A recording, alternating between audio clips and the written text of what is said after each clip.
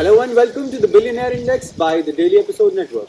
In this video, we'll be talking about a special billionaire, somebody you've all heard of, Jack Ma. Jack Ma was China and Asia's richest man. He is the founder of Alibaba Group. Born in 1964 in Hangzhou, he was born to musician storyteller. He was very keen to learn English during that time when English was frowned upon in China. He used to travel for 40 minutes to reach the Hangzhou Hotel. Now known as Shangri-La. Yes, where he used to guide foreigners only on one condition, that they would teach him English in return. And he did that for 9 years. So it took him 9 years to learn English, and he had no other skills that he could earn money from throughout that time, really. But then he wanted to learn English. Could you learn Chinese during that time? Was it easy for you? In 9 years, I probably could, but I would not like to comment on that, of course. But then you mentioned he didn't have any skills, and English wasn't famous in China. It was frowned upon, so he had to do something. And after learning English for 9 years, he failed his university entrance exams twice. But then he got admitted in the Hangzhou University. And he applied for over 30 jobs and got rejected from all of them.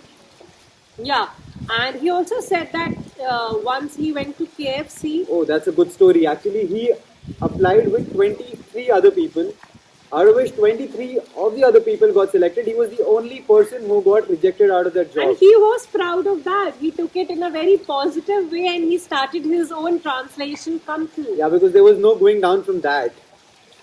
He started his translation company with his friends, and on a company trip to US, he searched beer on Google, and then he saw there were various types of beer from US and Germany, but there wasn't China. So the first thing that he searched when he got the access to internet was beer.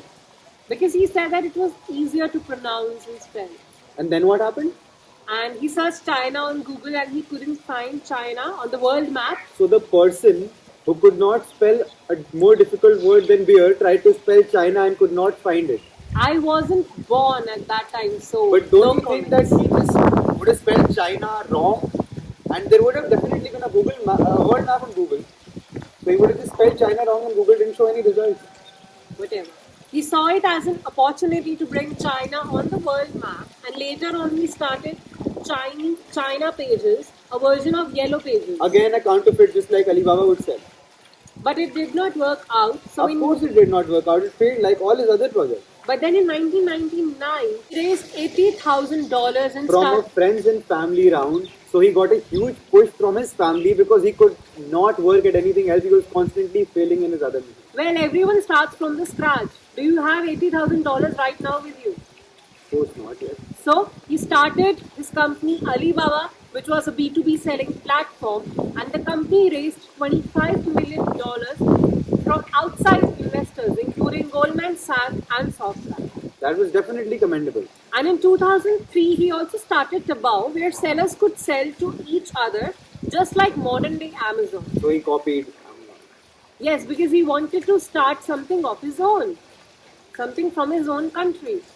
We all want to do that. And later, he declared a war on eBay.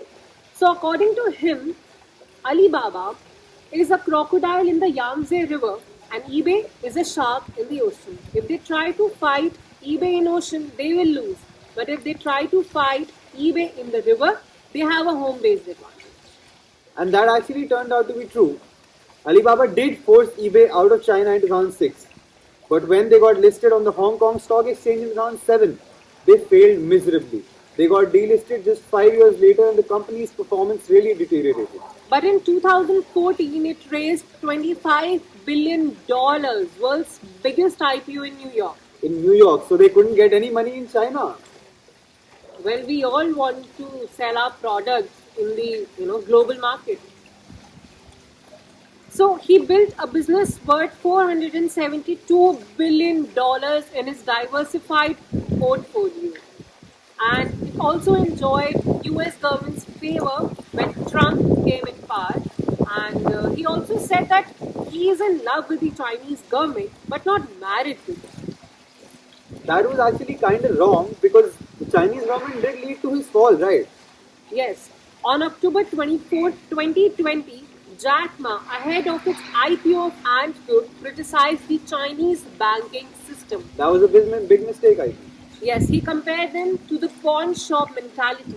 He also went on saying that the authorities were trying to manage an airport just like a railway station.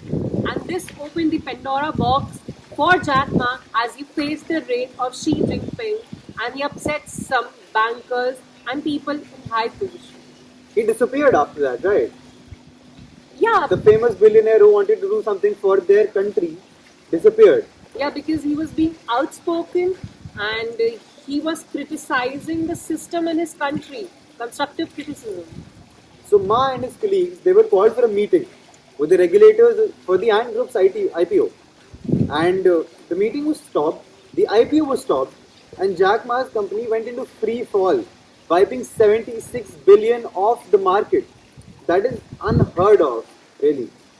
Just because he said something against the government and he didn't feel like something good was happening in his country, he was giving his constructive criticism and he had to face the wrath of the government. But people got to know of Jack Ma's disappearance once he failed to appear on his own TV show, the one that he himself created. Imagine what could have happened to him during that period. And he could not even be a part of the judges in the panel of Africa's business heroes actually that year. You know, many people even thought that he's dead. So many speculated that he's been arrested, while some said he was dead, and then later he was seen on January 20th, 2021 at a charity event. So he came back, the Chinese government let him live, and the first thing he chose to do was go to charity, not take care of his companies. Wow, such dedication, yeah. Well, he was dedicated towards the right cause. Supposedly he crossed lines that day that he never knew existed. He was apparently destroyed by the Chinese government for saying something that he probably did not even mean.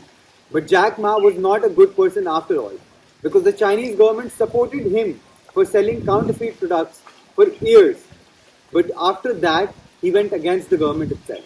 But he was a very struggling man. He admired failures. He kept on failing in his life, but still he managed to raise such a big company, Alibaba Group. And you know, somebody forgot to tell Jack Ma that he is rich and everything. But then he is in China, and China is not a democracy. So he should have just kept his mouth shut. That is Yeah, actually- and shouldn't have given his democratic opinion. He had a user base of 800 million people, and he disappeared in front of everyone's eyes, and nobody could do absolutely anything. Let us know what you think about Jack Ma's disappearance. Leave a like if you like this video. Do comment your views, share it amongst your friends. And subscribe to the channel.